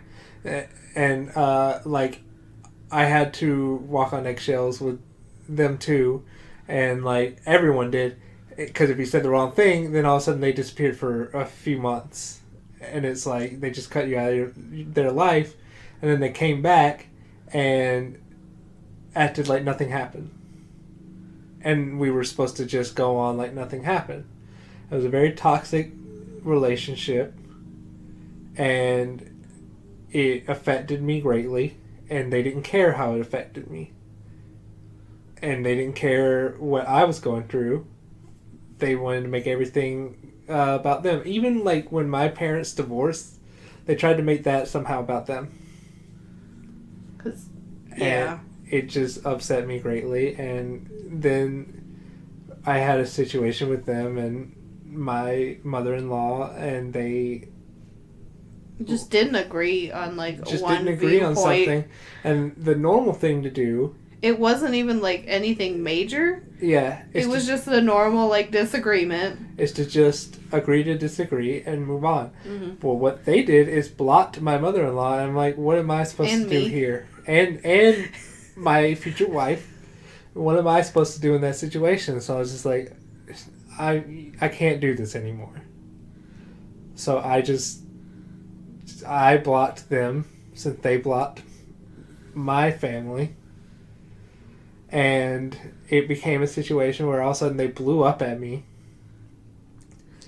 And then I just didn't even respond. I'm like, I'm not going to dignify this. Yeah. That was such a wild time because, like, it was all a consequence of their own actions. Yeah, and it was just a situation of you think you're in this echo chamber of your own like feelings and thoughts, and everyone's just a yes man and no one's explaining to you that's not how the world works. You can't just surround yourself with people who think exactly like you in this weird hive mind, some people are going to disagree with some things, and that's okay. And that's healthy. It's actually healthy that you learn how to cope with people who don't agree with you 24/7. It's a good thing. And it was just a situation where they were in my life. It was a family member. They were in my life, and I needed them, and they were never there for me when I needed them. And they would disappear multiple times, and it felt like, to me at the time, like it was my fault. And they just didn't care how it felt to me and how it affected me. And so the last time that it happened, I went, I'm done. I'm not, because they did try eventually to come back and act like nothing was happening, and I was like, no. I am not allowing this to happen to me any further. I don't wish you any ill will. I hope you have a good life, but I'm not going to be included in it. Live your own life. Don't bring that toxicity back to me, because I'm over it. And like, I feel mostly bad for like other members of my family who like were really close to them and are incredibly affected every time they do this, and they just brush them off, and they're still like letting them back and do this again and again and again. And I'm a grown adult, and I'm not going to let it happen to me. And they're like, well, why are you not letting it happen to you? I'm like, because I don't have to. Blood doesn't always mean family, and they've shown to me that they're not family. But anyways, my point really is just that I've lived exactly what is happening before. And they had like words that would trigger them, and it would be words that I use like every day, and sometimes it would slip out, and it was just asshole. And I never used it maliciously. I used it sarcastically and like a joke, like I always did with my friends. I always did with my dad. We always did that back and forth. And then I said it once, and they knocked a bowl of peanuts out of my fucking hand and said something along the lines of, I'm not one of your friends. That, like, kind of threatening me a little bit. And I was like, you know, you're just, like, how is this fair? And my difficulty is, right, this person that you're talking about. Yes. Well, I think they went and did like therapy or whatever. Yeah. I'm wondering now that we're learning more about like borderline personality disorder, that it's might not be something that you can medicate, that they should have been in like I think it's like cognitive therapy or something. I don't know. It starts with a C. Yeah. To retrain how they respond. Yeah. And that's what Trish is doing. Yeah. Which is why we've seen improvements on the level at which they react. Yeah. Right? But you, on the other hand, having a person who did not seek that kind of therapy. It was it always remained the same. It was just a cycle of them doing everything they did over and over and over again, and no one intervening at all. Mm-hmm. And like, even my own parents like didn't step in to like. Yeah, and to be fair, was wrong.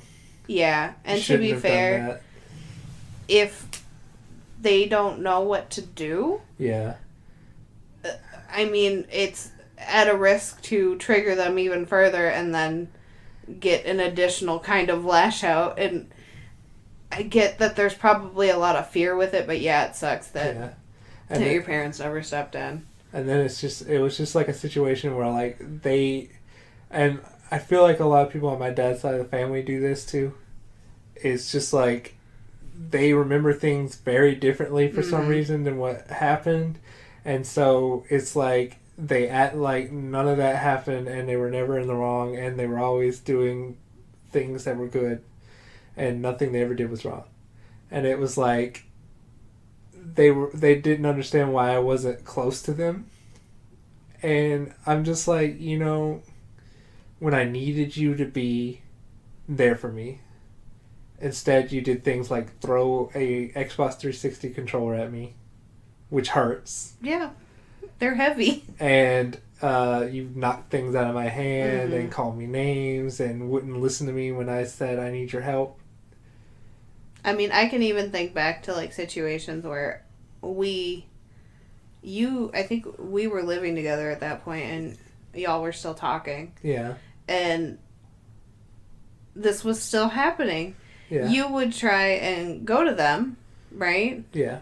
For, help or whatever. Yeah. Just to, like, get some stuff off your chest, whatever. And they would completely disregard what you were going through. Yeah. Right? And then flip it to, well, this, and this is happening to me. Yeah. And this is why it's worse. And I'm not going to do that anymore. I'm not going to let people, and it's a part of why I don't believe in, like, well, they're your blood family, so they're your family, so you gotta just deal with it. I don't believe in that at all. And I see family differently, and so I have my found family, and that's my family. And I've only really claimed, like, a few people out of my blood family as family. I don't even talk to my dad's side of the family except for him and my uncle. And even then, I don't talk to them that often. And that's not, like, nothing malicious. It's just a difference in personalities and everything. But as far as members of the family on that side, some of them have been super toxic, and I just cut them out of my life. And as far as my mom's side of the family goes, I talked to her, my uncle, my grandmother, and my cousins. And that's pretty much it. And so I've found actual family, like the ones that I've claimed in my blood family, I've considered actual family, and then I've found people that I consider actual family more so than the people that I've cut out. And that's just how I view things. Vastly different than other people.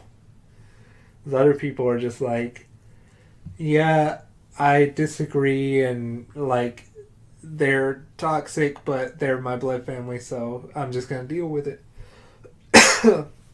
And I can't understand that. I can't just deal with it.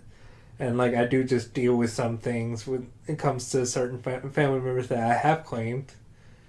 But, you shouldn't have to just deal with certain things. But that's just how I view family. It's different than how most people do. But anyways. Yes. This whole thing is just, it's sad. It's a sad situation, and it should be handled offline. Mm-hmm. And instead it's being dragged out online, and that's just not the move. No. And I hope, everything gets, resolved, and they have that talk that they need to have, because clearly there's just been some things that have been weighing on Trish's mind that didn't sit right with her, or with them, excuse me, and I'm sure Ethan had things, that weren't sitting right with him. So I think what would be best is they all, collect their thoughts, hash it out, move forward. Yeah. Primarily as, a family unit, because that's what they are. Yeah. That's what they need to focus on. They shouldn't throw it away without having these discussions. Yeah. But yeah. I think that's my feelings. Yeah. It's a heavy subject. Yeah. It's a heavy situation. I think heavier than most people realize. But it's also, like we've said a few times, we don't have the whole story. Mm-hmm. We don't know either people personally. And I will never claim to know the whole story. Yeah. I'm just going off of what has played out online. Yeah. all of my opinions are based on that. Yeah. I'm sure there's more details because, of course there is, you know? Of course. Anything else? No, I think I'm good. Okay. I've got a couple of shout outs. Alright. I wanted to shout out Worthikids, which is... I've been seeing a lot about them. He's an animator. Mm-hmm. A very good animator. And it's spelled Worthikids. All one word. And he has a lot of really cool animations, and he has his own little like IP that's like Big Top Burger, which is like a food truck run by people who dress as like clowns, and they sell burgers and stuff, but they have like rivals as the Zomburgers and stuff. It's really funny. And didn't somebody just do like voice work? Yeah, I think so. I can't remember who I saw. I saw it on Twitter. But he's really cool. You should check him out. And he had this really cool animation that was really reminiscent of like the I think it's called Rankin and Bass. Is that what it's called? The old school Christmas animations like Rudolph the Red-Nosed Reindeer and stuff like that. That's what it looked like, and it was like a little song, and it was really cool. I liked it a lot. But I wanted to shout him out. And I wanted to shout out my new bestie. Not really, but... How dare you? You replaced Robert Pattinson already? I can have Savvy is manifesting for you. What do you mean? I can have more than one bestie. Toxic. Anyways, I wanted to shout out HelloLeesh, who is a commentator channel.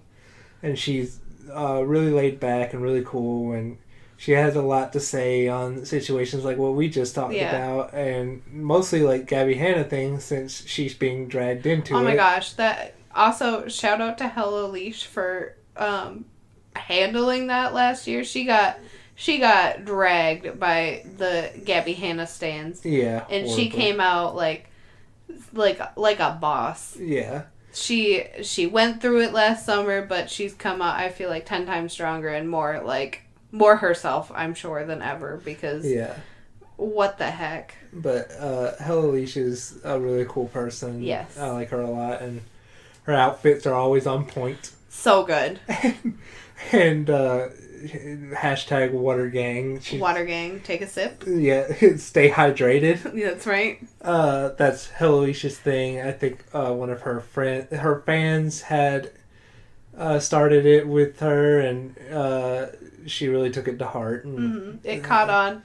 Now everybody like her fan was super sweet and everything, and she loved her. And so in the live streams now, people will just like hashtag Water Gang, and then everybody has to take a sip. Yeah, but it's a really cool channel, and she's a really cool person, and she handles things like an adult, and I feel like we need more of that on the internet. I think we do. Like, even in this Trisha thing, it seemed like she was the only person who wasn't like, I side with Trisha or I side with Ethan. Yeah. She was like, that's not how this goes. Right. And the whole time I was sitting there and I was like, well, no. Huh. Peter Monn. Peter Monn, too, yeah. Peter Monn was pretty good as well and went, no. Shout out Peter Monn. We love him, too. We love Peter. Beast! Beast. We need more YouTube but Peter, drama if you're listening opera. To this, release that fucking album, man. Yeah. Dad AF, please. I'm ready for 2021. You keep pushing that release date, and I'm very upset about it.